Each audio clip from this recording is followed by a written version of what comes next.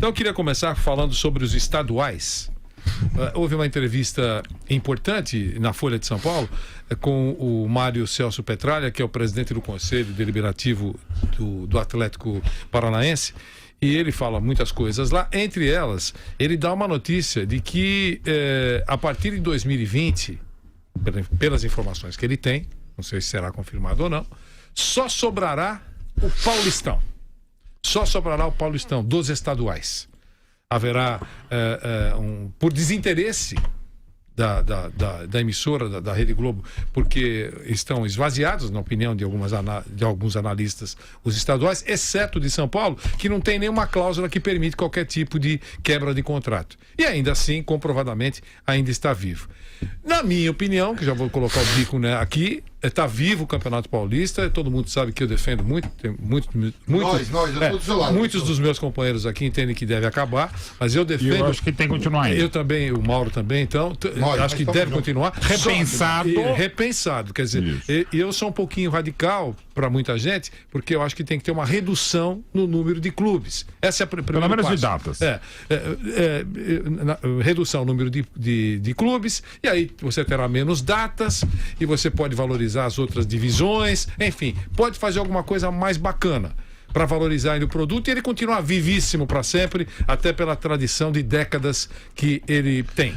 Então é essa a ideia. Sobre esse tema que é importante, porque já estão quase começando o outro campeonato de 2019, Mauro Betting, eu queria ouvi-lo.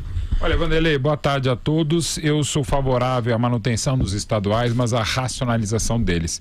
E a racionalização, na minha ideia, evidentemente discutível, é você até ampliar o tempo de disputa para você manter comissões técnicas, atletas, pessoas que trabalham direto ou indiretamente com o futebol. Então você pode começar o estadual... Fazer 6 meses. Até o ano inteiro, porque assim... mas sem os grandes. Sem os grandes entrando na fase final e jogando menos vezes. Não pode jogar 19 vezes, não pode jogar 23 vezes. Tem que jogar 6 ou 7 vezes. Você faz uma fase... maior, como tem a Copa Paulista hoje, você faz a fase classificatória maior e aí os melhores colocados que não estão nas primeiras divisões do futebol brasileiro entram na fase decisiva do campeonato e enfrentam os grandes.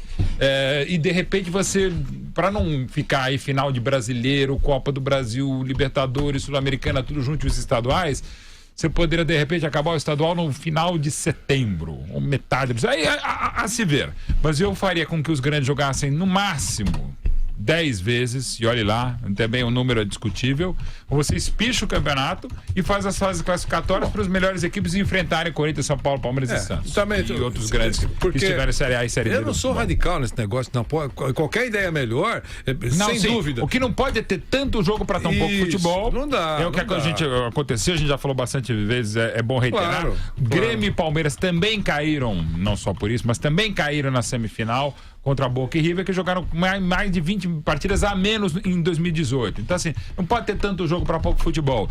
Para mim é fundamental também adaptar o calendário brasileiro ao europeu para evitar sangria desatada ao Brasileirão, que você tem que montar 2 ou 3 times com isso, que você monta, pede 4 titulares, pede a comissão técnica agora para o Egito, para a Arábia, fora para a Europa. Então, assim, para melhorar a qualidade como um todo do futebol, a gente precisa primeiro adequar o calendário de lá e dentro desse nosso calendário, lembrando sempre que são 365 dias, e as férias são fundamentais para qualquer profissional e para o futebol também. Uma pré-temporada mínima de entre 30 a 45 dias. 45 dias já seria um negócio maravilhoso. Mas enfim, aí 30 dias que se dê, então você reequacione o calendário. Dá para fazer? Dá, porque precisa de interesse político e comercial. Ou seja, no caso, as emissoras detentoras de direito, principalmente a Rede Globo, tem que falar, cara, olha, aproveita pra esse ter Big Brother, cara. Não precisa ter jogo quarta-feira à noite, do dia 18 de janeiro, sei lá. Faz qualquer coisa. Ou faz o calendário já.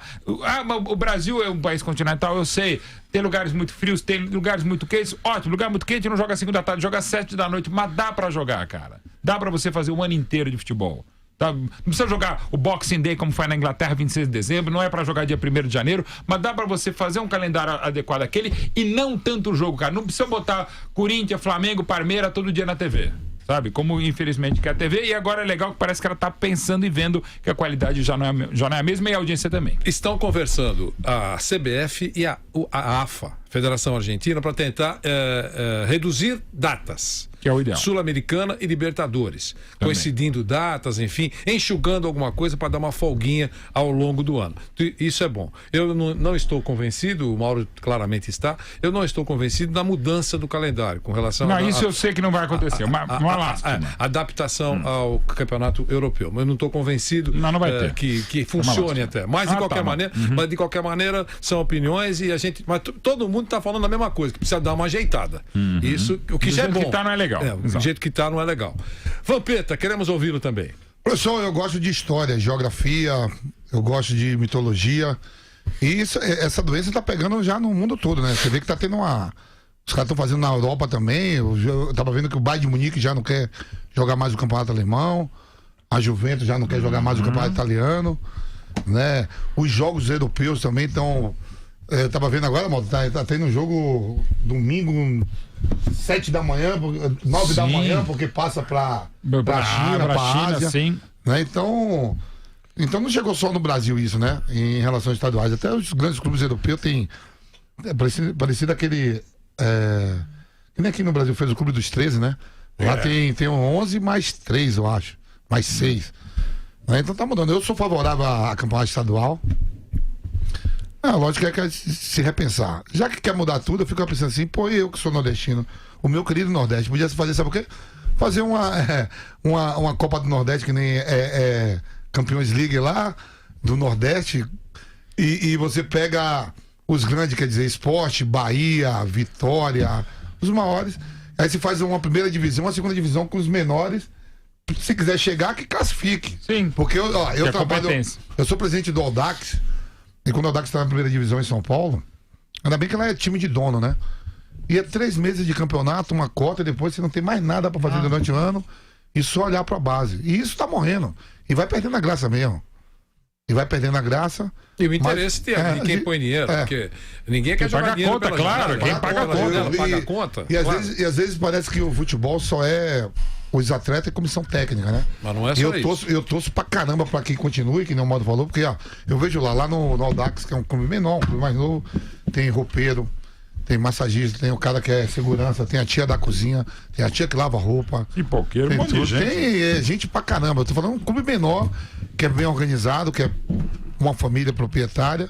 Eu fico imaginando os clubes mais tradicionais. Tava até vendo na Band, a Band tá fazendo uma matéria legal de clubes tradicionais do futebol de São Paulo que estão se acabando. E voltou o Novo Horizontino agora, passou a história do Novo Horizontino, passou a história do Paulista de Jundiaí, que chegou a jogar Libertadores, né? Foi campeão da Copa do Brasil. Deu um rolo com o estádio. Tudo, leilão. Tava vendo essa matéria tudo assim, mas a verdade é que tá morrendo e os interesses estão acabando. Mas ainda sou favorável aos estaduais. E São Paulo é diferente de tudo. É isso aí. São Paulo é diferente de tudo.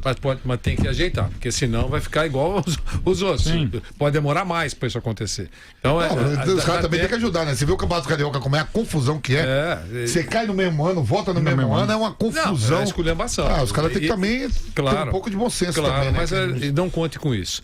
E o Márcio Espímpolo, esquece. Sim, verdade. Obrigado pela iniciativa. Mas no fundo é isso mesmo. Esquece. Sejamos práticos. Vamos ser para o mundo real, não conte com isso. Diga, meu caro Márcio Espímpolo. Eu também acho, Vanderlei, que precisa de ajustes. A gente vê muito dirigente menosprezando a competição, né? É porque é paulistinha, é porque não sei o quê, é porque tal. Não pro Mauro, não é pra mim não, irmão. Sou Corinthians. Eu não tô olhando pra você. Eu discordo do Paulistinha.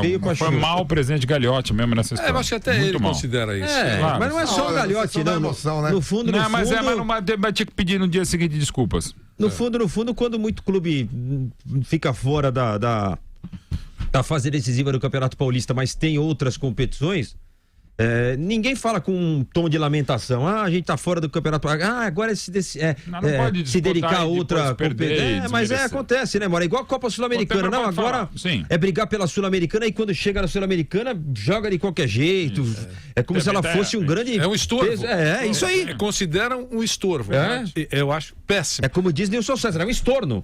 É um estorno, entendeu, Vanderlei? Então... pode provocar uma chuva de granito. Então, o Campeonato Paulista perdeu muito do charme que ele tinha. Isso é inegável. A organização fala que é um abaixo. sucesso que é um sucesso de público, que é um sucesso. Não é mais, Vanderlei. Todo mundo sabe que não é. Ah, mas é o estadual mais charmoso do país. Claro, que se você pegar o Carioca... Eu sou o cara mais charmoso desse estúdio, tirando o Vanderlei Nogueira. E qual ele é o E o Chacon. Não, o Chacon eu concordo. Então, o Carioca, Vanderlei, você tira os clubes grandes aí, até os grandes entre aspas também, né? Porque tem grande que não é mais... Não, continua grande, não tá bem, mas tem grande que deixou de ser grande, né? A rivalidade, Márcio, ela não vai deixar de existir. Não vai, claro, mas rivalidade entre os grandes, Vanderlei. A rivalidade dos grandes existe no Campeonato Brasileiro, eles podem se cruzar na Copa do Brasil. Sim. A rivalidade existe até em amistoso, ela não precisa ser mais no estadual. Antes era bacana um grande jogar contra o América, contra o Botafogo, você entendeu? O time ia no interior e era legal. Agora existe essa paixão. Você sabe, eu não tô te atrapalhando, mas só para dar uma força aí no que você está dizendo, porque a gente fica pensando. Sabe o que eu faria lá, se eu fosse presidente da Federação de Nogueirópolis? Eu fazia o seguinte, ia fazer um levantamento. Quais as cidades rivais? Então, por exemplo, qual é a grande rival de Campinas? Eu vou chutar, tá? Não sei. Jundiaí. Jundiaí, Valinhos e Indaiatuba, por exemplo. Eu ia fazer alguma coisa que movimentasse a região, tipo a rivalidade. O cara de Campinas fica pé da vida se perder para Jundiaí. Recuando alguns anos no tempo, aquela historinha de cidade contra cidade. Sim. Sabe? Silvio Santos, cara, isso. Mas eu acho que isso funciona, é legal, Mauro. mas Funciona. A rivalidade local mesmo, regional. Sim. Quais são os grandes rivais dos times de Ribeirão Preto? Tem, regionalizar, né? Tá certo? Daquela região. Porque eu acho que isso daria um sambinha, sabe qual é o negócio? Agora você coloca lá o Nogueirópolis para jogar com o Maurópolis, que é distante dele 800 quilômetros. É adversário, eu sei, mas não existe uma rivalidade regional. E a rivalidade, você otimiza os gastos, fica tudo melhor, você concentra mais, eu concordo. Dá pra pensar alguma coisa. Os clubes do interior destruídos, os estádios destruídos, você pega em Rio Preto, sabe, as pessoas que moram lá, ex-jogadores, eu tava conversando com o Kleber Arado outro dia, ele fala que dá dó você ver a situação dos clubes, sabe? Tentam reerguer, vão reformar estádio, sabe? Preto, não é assim. O Rio Preto tá tentando fazer coisa boa lá, mas a gente obrigado sabe que não é fácil. 15 de Jaú, eu tava vendo as histórias desse time todo. Então é triste, porque afundaram com esses clubes, eles deixaram de existir. Antes não era bacana você ter um jogo desse lá? A seleção brasileira jogou no estádio do América. No América, sim. Jogou 96. A seleção brasileira em 96 jogou lá. Quer dizer, o estádio bacaninha. Pô, peraí, ó. Então, e aí a coisa foi definhando. Não adianta só colocar a culpa que falta incentivo de empresários locais. Não é só isso não, Vanderlei. Eles poderiam ajudar mais? Poderiam, mas também não é só isso não. Não adianta só colocar a culpa nesse pessoal, que o problema não é só esse não, na minha opinião. E aí, o jogador também parece que o grande atleta do time grande e tal. O cara vai com uma má vontade de jogar o Campeonato Paulista, Vanderlei, sabe? Ele vai numa nhaca jogar o Campeonato Paulista, aí ele reclama que não tem investimento. Recebe, aí é aquela história que o Vampeta popularizou, né?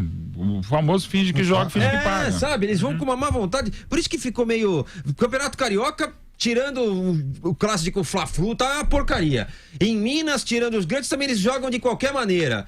Então... Vanderlei, tá tudo meio esculhambado, é melhor se promovessem ainda preliminares com o Campeonato Feminino... com algum show, com alguma outra coisa que pudesse no pacote atrair mais o torcedor, ia ser mais legal, porque do jeito que tá, não vai mudar muita coisa não, vai ser mais um ano que vai passar e ninguém vai cobrar nada, não vai deixar saudade não.